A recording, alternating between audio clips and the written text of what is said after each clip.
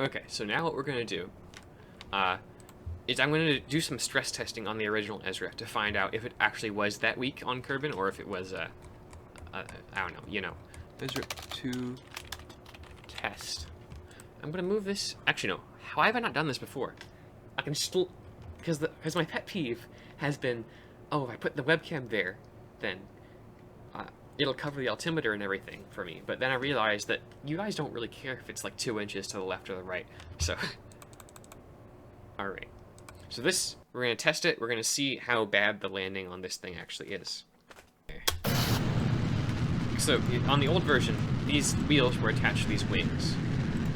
And that is a problem. Okay, to simulate... Okay, yeah. Simulate the extra thing. We're going to try and land this thing basically full.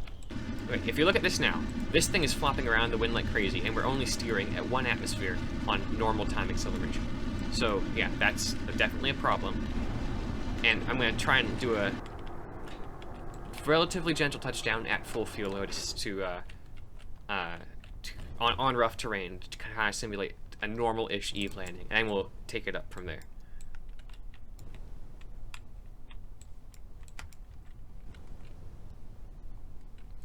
And yeah, there's a high vertical speed component. I think this is acceptable. This is a bit fast, but yeah, okay. And that's something the ESREP 4 would have been able to take no problem. So yeah, we do have a landing gear integrity issue on this thing.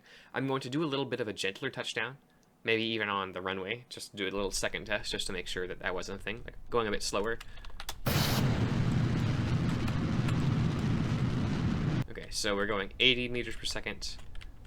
Let's try. Okay, pulling up here. Sorry about that line. Just a bug that never gets fixed. Okay, there. Okay, there. That was a acceptable touchdown. But I guess on Eve it's not. Okay, so now we're going to take the ESREP 2 and we're going to replicate those conditions as closely as possible. ESREP 3, not ESREP 2. ESREP 3 lift 2. As badly as it hurts me for like the original to have been a failure. Oh, okay, let's get rid of those.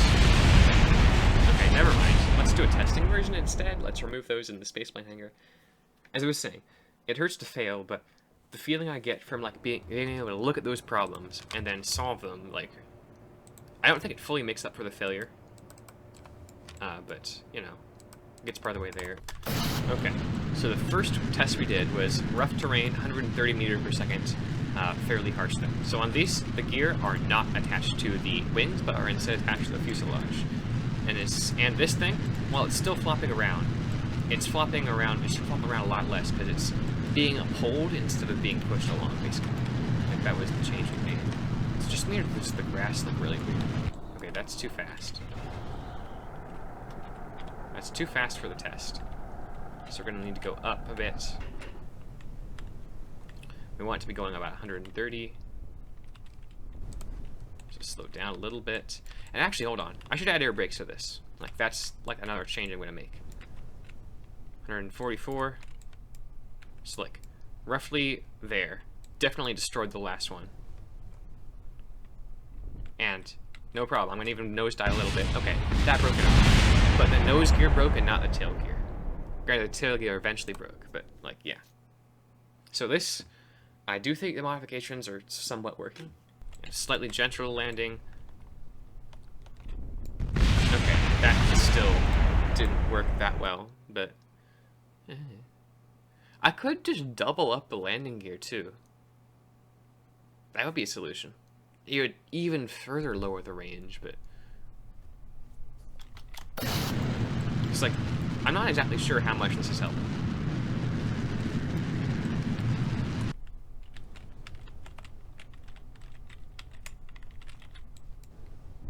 Okay, that was fine.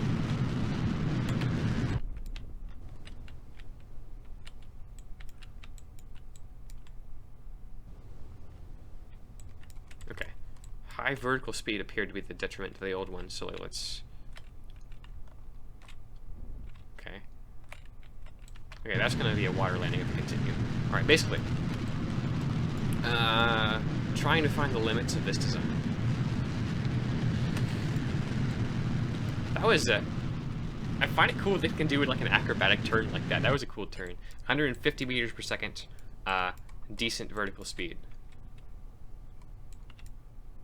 Okay, that's too much. But I think there's a better chance of working. I know I said that. Hold on. Okay, first of all, no, Eric's okay. I know I said I wouldn't do this. I wouldn't test anything on Eve, but I feel like we were kind of robbed out of like a successful run. So, like, I am going to test this on Eve, is what I'm saying. I'm going to make sure that I can land it at least once, and then maybe test time warp performance and make sure this thing doesn't spaz out like it does usually. Okay, I need to lock those propellers. I need to add an action group for locking the propellers. That's the thing I need to do. But this thing can go ×4 time acceleration without through the dense EV and atmosphere without things spazzing out. Okay, I didn't go straight up, so the range is going to be noticeably decreased from when we did go straight up. But anyway, let's go for those mountains. Give this a rough landing test, because that's what we were in last time. Okay, because last time we had basically the best case landing scenario. I do not want to give this the best case landing scenario for our only EV landing test. The one I'm allowing myself. I want rough terrain. I want us to be going sort of faster than we usually would. I don't want us to be at a high altitude above sea level, because I don't want us to be in super thick atmosphere.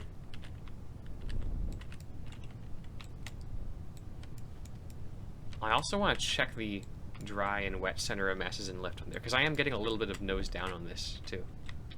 So I would like to check the centers again, make changes as necessary. Okay, that looks flat off to my left. So how about there? Let's do an uphill landing on something that's sort of flat.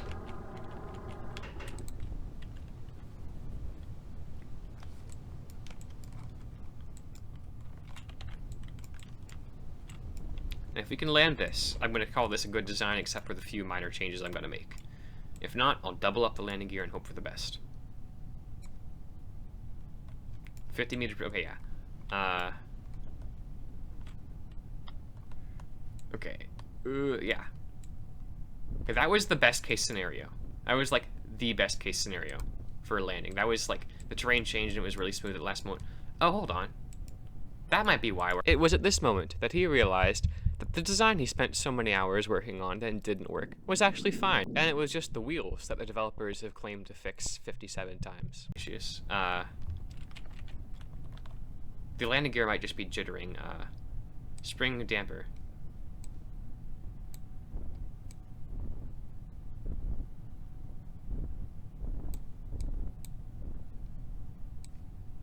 Okay. Spring damper strength. 0.6, 0.7 works for empty.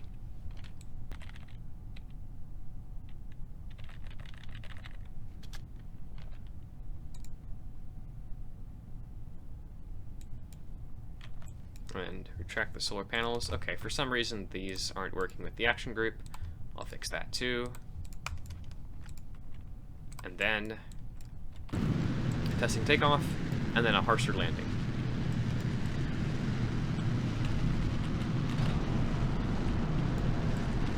And maybe a longer range test here too, as well. Let's see how far I can fly this. Descend at a 45-degree angle. Okay, I'm gonna start writing this stuff down because I'm definitely gonna forget. Oh, the ore tank is full. That would explain a lot. We're getting a little bit of pulse jet action on this vector because I wonder if you could make a plane that could glide on that, like, if the conversion rate's enough. And this thing is behaving a lot better now, like the lift thing. Maybe stronger piston on the bay. Stronger piston for that lift. I don't know why that's meant.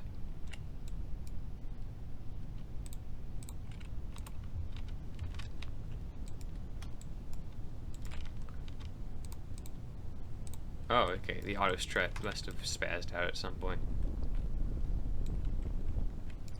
Alright, so we want a high vertical speed touchdown here. And we still want to land on the back gear, because that's the gear that's having, it's causing us problems. Oh, and right, spring strength and damper. The values were 0.6 and 0.7.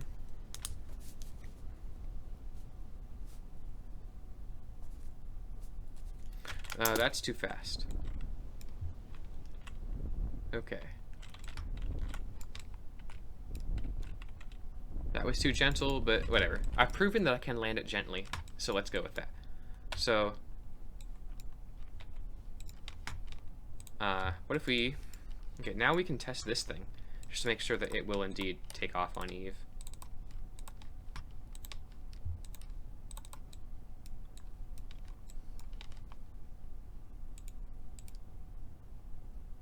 Okay, alright, yeah, never mind. I'm going to do an action group for that. Okay, so that was our one Eve simulation that we're going to allow ourselves. And we learned a great deal. We learned that the wheels... Okay, first of all, these things... spring damper, spring strength is going to be 0.6, damper strength is going to be 0.7. And, oh wait, oh, hold on, never mind. I need to load the actual version and not this version. ESREP 3, lift 2.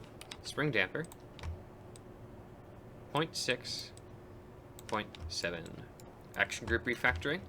Custom 1 is, right, these two were extend. I need these to be extend and retract. That was also this cal controller for the plane. Toggle surface harvester. That cannot be toggle surface harvester. So custom 3 is going to be is the bay opening and bay closing. Custom 4. So since that's that, how about we make custom 4 the toggle surface harvester, and then custom 5 will be toggling locked on these. Toggle locked and toggle locked. And custom 6 will be toggle locked on these and these. Also, this should be locked to start out with. And I wanted to add air brakes, and I decided that I'm not going to check the centers of lift and center of mass because it's fine. It'll work. Do I do 2 or 4? Let's do 2. Alright, ESREP 3, I'm going to say that's a go for launch. Wait, what is the other thing? Hold on. We did the action group refactoring. We did the action group for locking and unlocking. I should do a stronger piston. I really don't want to. I don't want to deal with all the action groups of setting up a new stronger piston, but we should do a stronger piston. So this is currently the 1P4.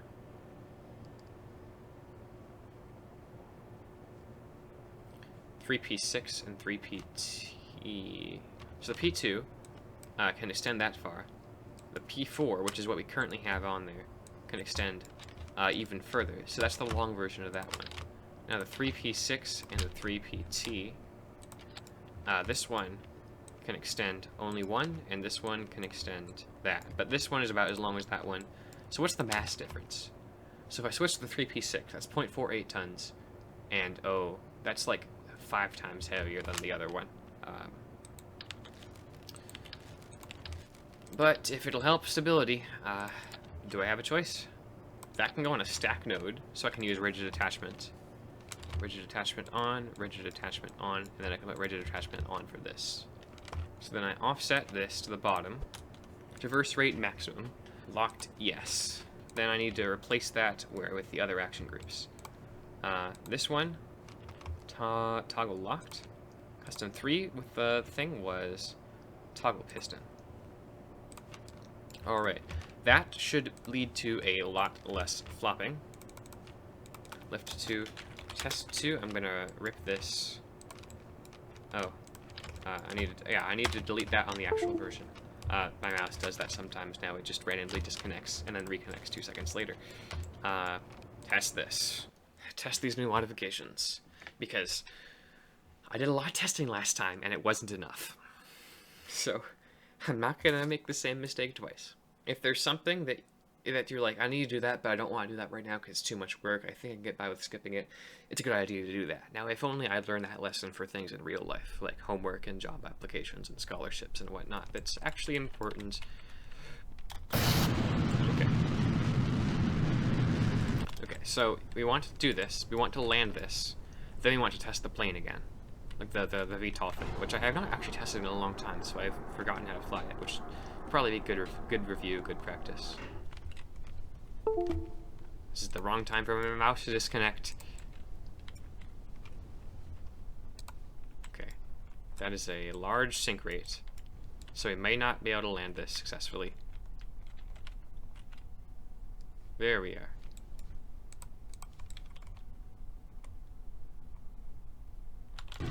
Oh, why is this? These are supposed to be locked, right?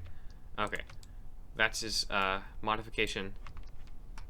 So a modification I need to do. Why are these not locking? This.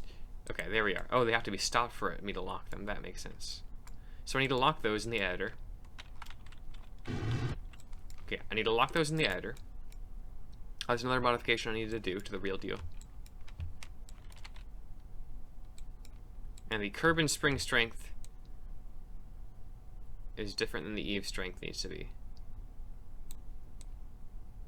Okay, if we just set the damper strength really high, that should work. Okay, so if I remember right, I need to do 5 and 6. Cannot lock. Okay, that's fine. And then I can do 1 to open that, 2 to do that. I'm going to open that, because I don't think there's an action group for that. Jeb. Transfer yourself in there. Decouple that. And I think it was action group 3. And that's beautiful. I forgot how beautiful that was. That's not safe. What's going on here? Oh, okay.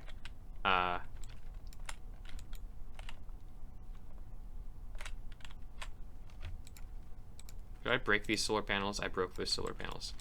Okay, either way, whatever, it's fine. We'll just do a short flight. I need to make it really sure not to break the solar panels on Eve. So, all right. 1, toggle those. And then this.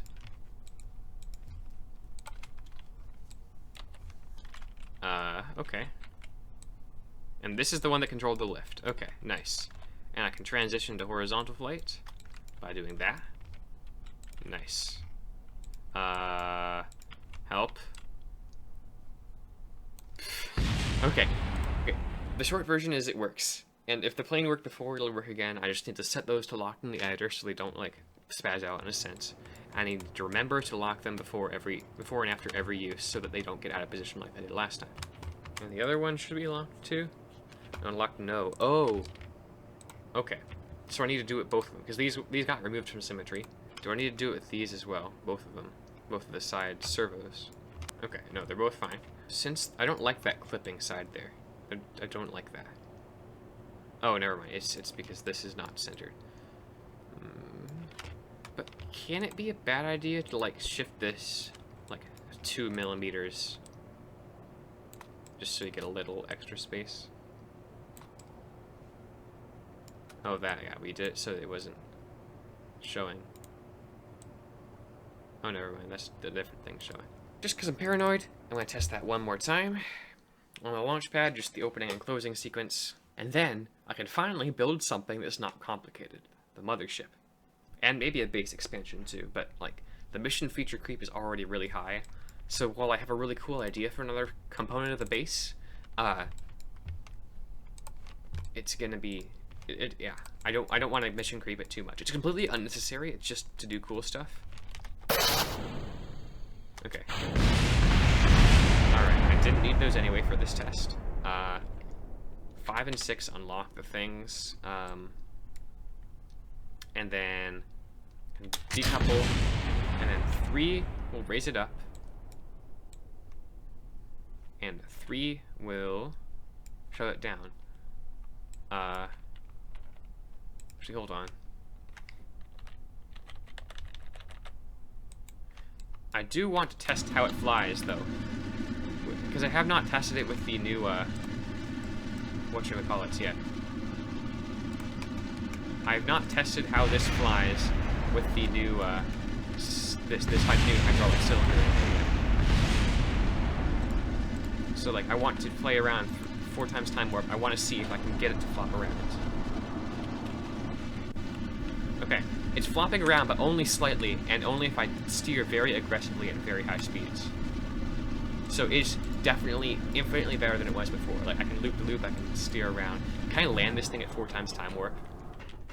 It'd be very unwise, but maybe I can.